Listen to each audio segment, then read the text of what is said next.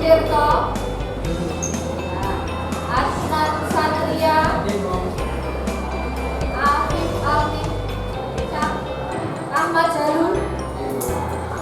Oke, untuk hari ini nanti kita akan mempelajari materi yang akan membutuhkan, ya. Jadi logika kalian bagaimana untuk memecahkan sebuah masalah, ya. Pasti di rumah juga ada beberapa kegiatan-kegiatan yang memang harus kalian pecahkan satu persatu atau lebih kecil, ya. Contohnya untuk membersihkan rumah, itu kan kamu harus menyusun untuk biar itu cepat selesai seperti apa, ya. Membersihkan rumah itu ada mengepel, menyapu, nah itu harus di urutkan dari hal-hal yang lebih kecil dulu baru ke yang besar, ya. Jadi nanti di bab pertama ini untuk materi akan kita pelajari adalah tentang berpikir komputasional. Ada yang pernah mendengar apa itu berpikir komputasional?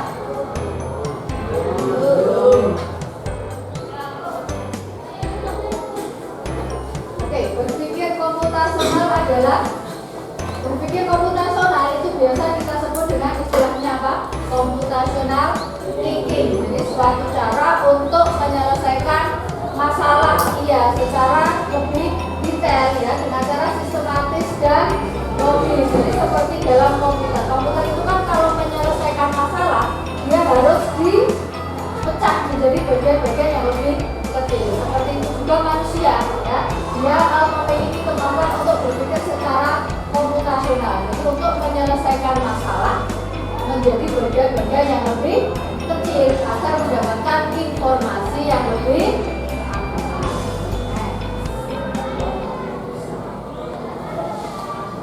berikutnya. Untuk pemecahan masalah, bagaimana cara kita berpikir komputasional? Itu kita menggunakan, nah ini, sebelumnya mungkin sudah pernah ada yang mengenal 4 pola atau komponen dalam berpikir komputasional, ya. Jadi ada dekomposisi, ada abstraksi, ada pengenalan pola dan algoritma, ya. Mungkin pernah kalian membaca materi-materi terkait 4 komponen berpikir komputasional ini, ya.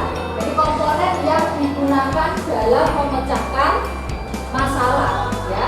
Semua masalah di kehidupan sehari-hari itu pasti solusi pemecahannya berbeda-beda, ya, tergantung orang yang mencari solusi. Jadi ada dekomposisi, itu mencari solusi dengan membagi menjadi bagian tentang ini. Jadi si A yang mengerjakan masalah ini, tentang ini si B yang mengerjakan. Jadi solusi itu akan segera terpecahkan, ya. Kemudian yang ketiga, mengapa dekomposisi itu penting? Mengurangi kesalahan karena fokus pada bagian yang lebih kecil. Kalau sudah masalah dibagi menjadi yang kecil-kecil, berarti kan satu bagian akan lebih fokus ke satu itu, ya. Misalnya uang dikasih satu masalah, dia akan menyelesaikan masalah itu. Mungkin yang lain, Kaila mungkin dikasih satu materi, silakan diselesaikan, dia akan fokus ke materi tersebut, jadi tidak melebar kemana-mana. Kemudian yang terakhir, membantu menemukan solusi yang lebih efisien. Kenapa, ya? Karena tadi satu orang yang menyelesaikan fokus pada satu permasalahan. Bisa diterima ya, Kak, ya? Dan yang berikutnya, nah, contoh-contoh dekomposisi dalam kehidupan sehari-hari. Di kehidupan sehari itu pasti ada masalah, ya? Ada masalah yang sering muncul di kalian setiap pagi, ya, Pak? Nah, bangun telat. Nah, di situ kalian bisa menganalisis kenapa kok saya bisa bangun telat. Nah, terus solusi apa yang harus saya ambil agar saya tidak bangun telat? Solusinya apa saja? Misalnya satu, bangun tepat waktu, menggunakan alarm. 3, tidak begadang, ya, itu berarti kan memecah masalah menjadi yang lebih kecil. Jadi orang tangi apa, yo wes mau aku raiso tangi aman, yo apa tangi pagi, ya sudah. Nah, seperti itu, ya. Jadi itu adalah contoh dekomposisi untuk kehidupan sehari-hari.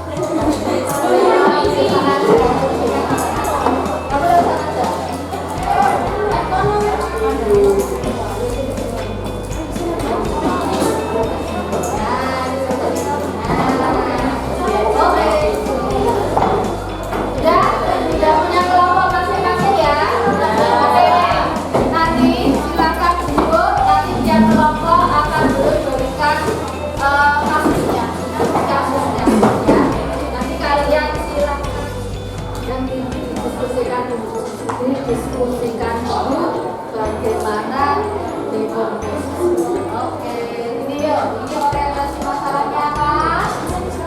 Glukosa, glukosa. Oke, ya didiskusikan dulu. Didiskusikan dulu.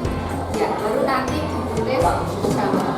Oke, silakan. Ini kelompok 3 orientasi masalahnya apa? Tentang membuat absensi digital. Ini sudah ditentukan orientasi masalahnya tentang pembuatan game. Tentang apa ini? Belajar cara diskusikan, kemudian tuliskan dekomposisi. Yuk silakan didiskusikan dulu. Ini membuat game di didiskusikan dulu, kemudian ditulis permasalahannya. Oke, silakan.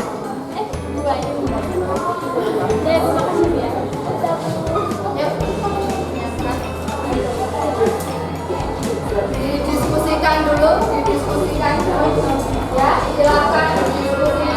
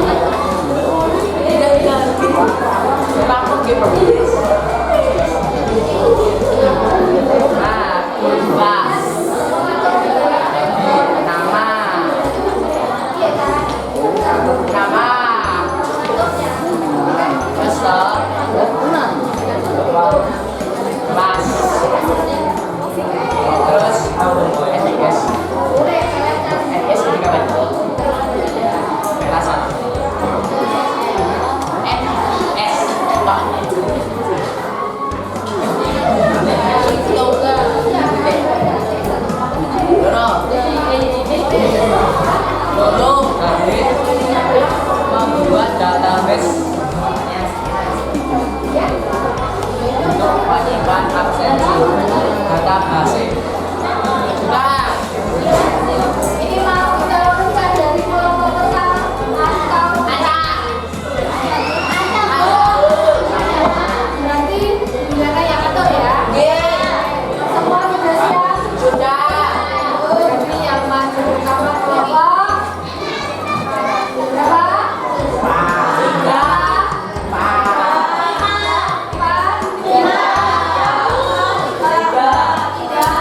Sesuai permintaan. Siapa yang akan mewakili kelompoknya?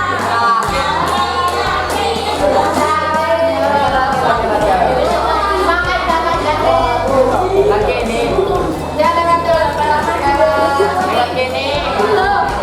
Lewat sini, lewat sini. Lewat sini ya.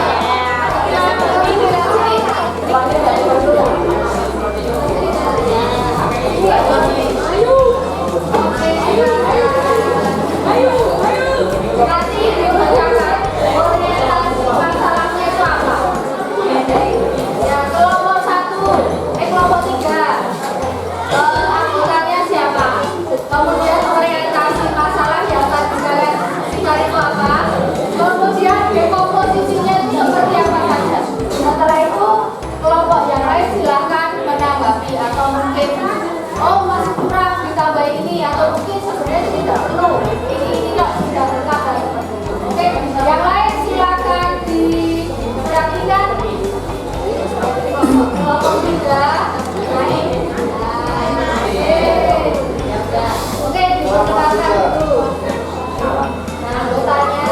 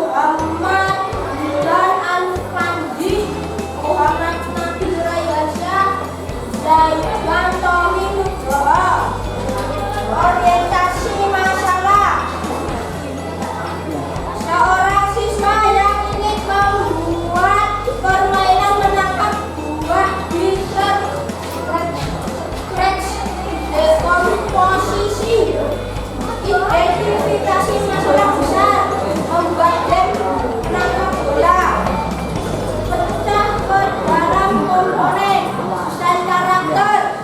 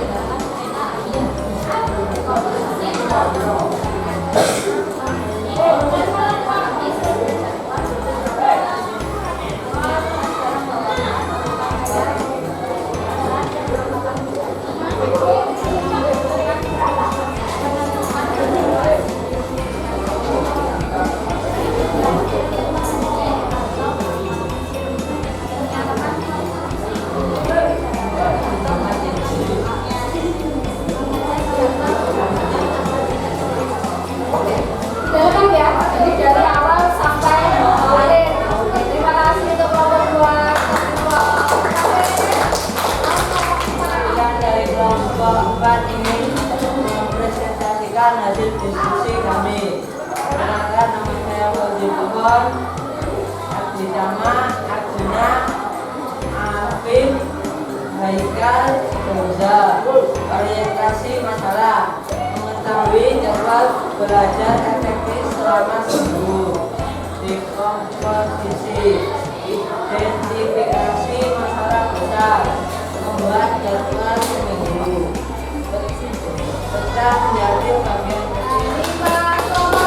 Semua dan ternyata sudah bisa mengidentifikasi permasalahan dengan menggunakan materi atau metode dekomposisi. Oke ya, jadi sudah paham materinya. Kalau sudah, kita masuk ke refleksinya. Oke, sebelum kita tutup, kita merefleksi dulu pembelajaran yang sudah kita pelajari tadi. Ternyata dari 5 kelompok itu kan sudah bisa mengidentifikasi permasalahan menjadi lebih kecil. Nah, sekarang yang pertama, refleksi yang pertama, bagaimana dekomposisi mempermudah kalian dalam menyelesaikan masalah. Kenapa tadi mempermudah? Karena dekomposisi itu satu yang Menjadi kecil-kecil. ya, permasalahan dipecah menjadi lebih kecil, kemudian lebih efektif, lebih simpel. Ya, tadi poinnya adalah kalian sudah bisa memecahkan beberapa kasus ya. Jadi memecah menjadi bagian yang lebih kecil. Yang kedua, tantangan yang kalian temukan saat memecahkan masalah besar. Kamu kalau punya masalah besar, tantangan apa yang kamu hadapi? Apa? Masalah besar itu apa yang kalian hadapi? Bingung cara mencari solusi yang lain. Selain bingung cari solusi,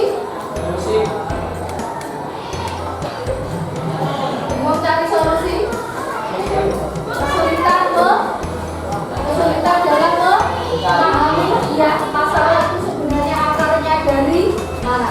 Jadi dari materi ini jadi tahu ya, kalau ada permasalahan itu berarti harus diselesaikan secara detail, harus dibaca secara detail. Oke, yang terakhir kita ambil kesimpulan. Nah, dari materi yang kita pelajari tadi, kita ambil kesimpulan bersama-sama.